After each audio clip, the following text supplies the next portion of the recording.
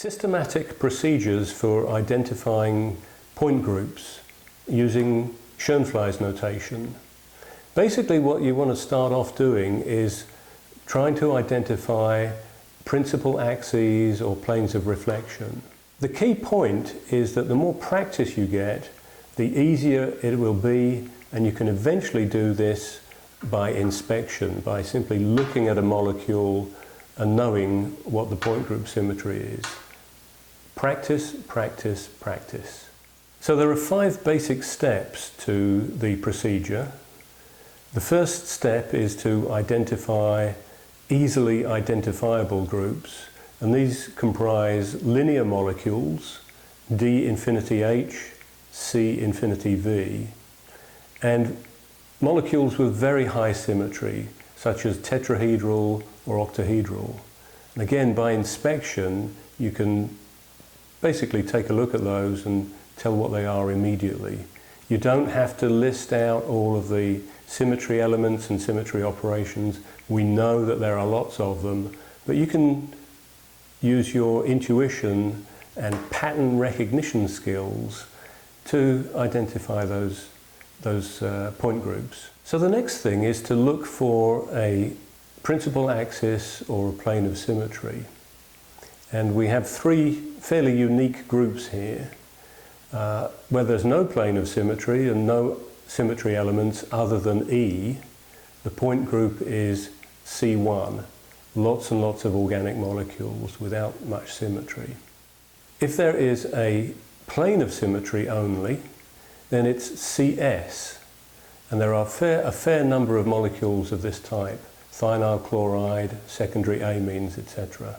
If there is only an inversion center as well as E, then we're looking at CI.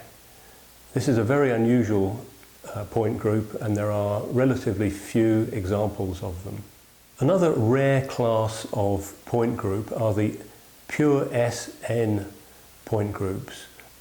In practice, you'll find S4, S6, and S8.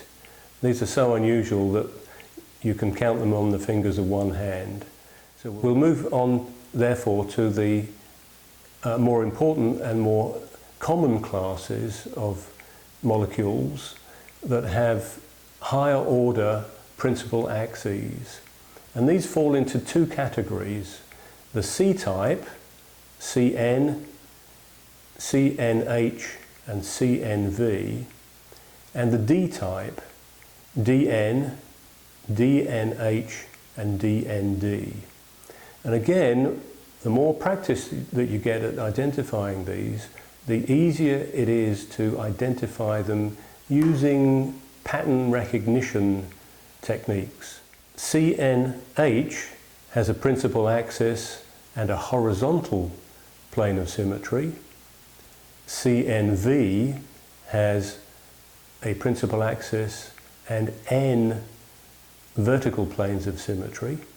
The D-type point groups, DNH and DND, are kind of interesting. D-type point groups have a principal axis of order N plus N C2 axes that are perpendicular to it. In class we'll show you examples of these.